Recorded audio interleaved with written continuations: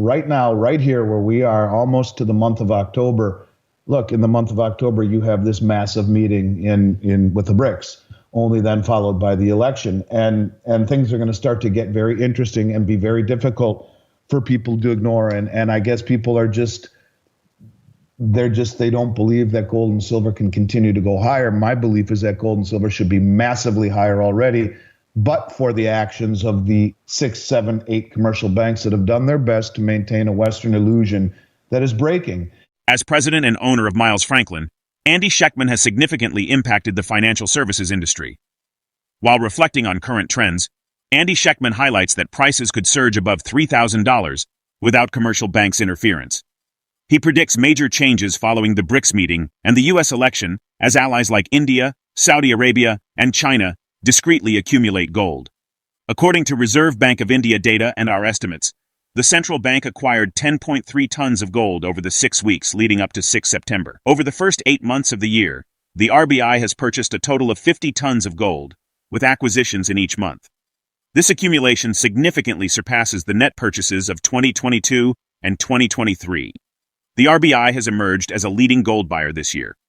As per Andy, top traders are selling treasuries, accumulating commodities, and distancing from the West. He notes alliances like BRICS are expanding, bringing in major global organizations such as the Eurasian Economic Union and Shanghai Cooperation Organization. China and other BRICS countries have been offloading U.S. treasuries worth billions since 2022. The communist country has a record of dumping the highest in the last 2 years. The development indicates that BRICS and other developing countries want to move away from owning U.S. assets in their reserves. Based on fundamentals, Andy criticizes the Federal Reserve for misleading the public about inflation and masking currency debasement through the CPI. He notes that despite a recent rate cut, rising Treasury yields signal future trouble. Beyond rate cuts, gold will also benefit from the ongoing debasement of the U.S. dollar, the precarious fiscal situations of many Western nations, and the global desire for a store of value independent of other assets and institutions. Senior portfolio manager at Sprott Asset Management said, "Now, we present the clips of AndySchectman's insights from his recent interview. Before we continue to discuss this, please subscribe to our channel and activate the bell icon for timely updates." Is it possible that we see 2,600, 2,700, 2,800, how about 3,000? You take the commercial bank suppression out of the markets and the price of gold and silver will be massively higher. And the worst part about a long-term macro cycle, which we have been in, is that most people aren't capable of processing the fact that this could actually happen here. That recency bias, that normalcy bias will be the worst thing for people to hang on to. And you have to take a step back and look at what the most well-informed traders in the world are doing. And that is the fact that they are selling treasuries, pushing up the yield on the back end of the curve. They are accumulating commodities. They are distancing themselves from the West. They are formulating alliances and bonds, and either you believe it for what it is or you don't. And you know, you talk about the BRICS. Yes, it's a slow-moving process. But I've read just recently that now they're talking about bringing in all of these other groups from Asia, bringing in the Eurasian Economic Union, bringing in the Shanghai Cooperation Organization, bringing all these groups into the fold slowly and methodically. But you're beginning to hear more and more and more about bringing all these countries into the fold, which are representing the majority of human population. And this is something that isn't going away. Yet you don't hear word one about it in here in the West. And so all of these things that you're saying make so much sense to me. Everything that you've just said makes so much sense to me and to the people listening. And it makes it that much harder for us to want to help our families and to see their reaction. We've got to the point now where I think it's you can only save the world, starting with one person starting at a time, with yourself, your immediate family, the noble endeavor of trying to help everyone. I think at this point, if you don't see it, you probably won't until it's already here upon you. But yeah, I think this is right now, right here where we are almost to the month of October. Look, in the month of October, you have this massive meeting with the BRICS, only then followed by the election. And things are going to start to get very interesting and be very difficult for people to ignore. And look, I just think it's absurd that the way that the Federal Reserve and their open market committee applies what they believe is the preferred rate for millions of savers and borrowers and spenders and manufacturers and on and on and on. And I guess to me, what I find most humorous is how they are trying to gaslight us into believing inflation has been defeated. And it's important to understand that the CPI is a worthless statistic, and it's intended to conceal the debasement of the currency, and it's happening at a rapid pace. One of the things I found very interesting about the 50 basis point cut, you had everyone saying 25 basis points, maybe 50. We go all the way back to the beginning of the year and see how many times they've changed their strategy. There wasn't going to be any rate cuts. There was going to be 4 rate cuts. And here we are. We finally got this rate cut, a 50 basis point. And here we are. We look at gold. It's up to basically its all-time high today. Silver's up back again above 31. But one of the things that I found interesting is that actually Treasury yields went higher on the back end of the curve. And that to me signals big trouble ahead for the Federal Reserve. If they're lowering rates and the back end goes higher, but that's the way it should be if you're thinking logically that a government has given in to inflation, raised the white flag and said, we're going to focus on our dual mandate of full employment, which is a bunch of nonsense. And in essence, they're doing what all governments have done. They're giving in to inflation and taking the easier path rather than tightening their belt and choosing austerity. They have done what all governments have done, and they have pivoted. And it's I don't know. I think ultimately this leads to some real problems as we continue down the road. While reflecting on India's massive silver imports and changing market dynamics, AndySchectman predicts that commercial banks will soon be forced to cover their risky short positions. He foresees this leading to a significant silver price rally as demand continues to drain global exchanges.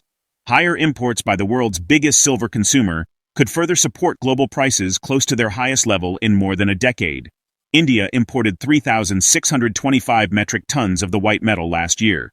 Due to rising industrial demand, this year's purchases could rise to between 6,500 and 7,000 tons, said Chirag Thakkar, CEO of Amrapali Group Gujarat, a leading silver importer. However, Andy emphasizes that silver prices are nearing a tipping point, predicting that banks will lose control of manipulation and face a sink or swim scenario. Let's get back to the interview. We've talked a lot about over the last few years of India importing copious amounts of silver. And, their gold numbers are up very high also. But India looks at silver in a very strategic manner. They imported almost 46 million ounces of silver just in August. That's around today's numbers. That's worth about $1.3+ billion, over 45 million ounces of silver in the month of August. And you annualize that out, they are continuing on a pace that is literally draining all of the exchanges. And you wonder how long the 6 or 7 or 8 commercial banks who have been short are able to continue to play this game. It's interesting, and also looking at the commitment of traders numbers that just came out, it's as if the commercial banks are pivoting and changing the way that they are doing things. They are covering their positions, and they covered quite a bit recently, just the other day. And I noticed in looking at where the silver came from, it didn't come from the managed money. In other words, the managed money are usually the ones that sell the silver to the commercial banks. In essence, it came from the producers this time, meaning the managed money wasn't selling, and the commercial banks pickpocketing them the way that they've been doing for a very, very long time. In this case, managed money said, no, we're not going to sell that silver to you. And it was purchased by the producers. This is telling me that we are getting very close to that moment where the commercial banks realize that being short, naked short, in a market where a country like India can import 45 million ounces of silver in a month is as stupid as a mud wall, and they're going to bail. And we can see, it seems as though, almost as though that's indeed what they are doing. Now, I don't want to get ahead of myself, but when I look at silver today, up over $1 to 31 and change, 31.20, I think it is one of these days that is exactly what is going to happen, is that they will let it run to the upside realizing that the only way to manipulate a market down again over an extended period of time is to push it in the direction that it is going. And I think they are realizing this is a game that is crossed the line of being foolish and is now into, sink or swim. And I also think we will witness a period of time where all of these commercial banks start to eat their own. It will not be about a coordinated, collusive agreement the way we've seen these 8 banks short on your interview with Ed Steer and the chart that we talked about a few times now. It appears as though they've been doing this in a coordinated, corroborated fashion, and I think that will change. They will start to realize it's every man for himself. One last thing I want to talk about is gold. And, we talk a lot about Saudi Arabia. We talk a lot about gold importation by these countries, a lot of de-dollarization. And it just came out that the Saudi Arabian Monetary Authority secretly, and that's the key here, secretly purchased 160 tons of gold from Switzerland. And that was discovered because of the import data that goes through Swiss customs data. Now, most of these governments, I would argue, have been secretly purchasing gold and silver and all sorts of other de-dollarization techniques for the better part of the last 3-4 years. It's just this time the Saudis got caught with their hand in the cookie jar. And, again, in the month of August, massive imports, 160 tons of gold in the month of August. Well, how much more did they get away with that people didn't catch, or that the customs data didn't report, or that was purchased through sovereign wealth funds, through different channels that are not reported to the IMF or through customs data? I would argue quite a bit. These emerging trends, coupled with the growing demand for commodities, will likely drive a major upward price shift.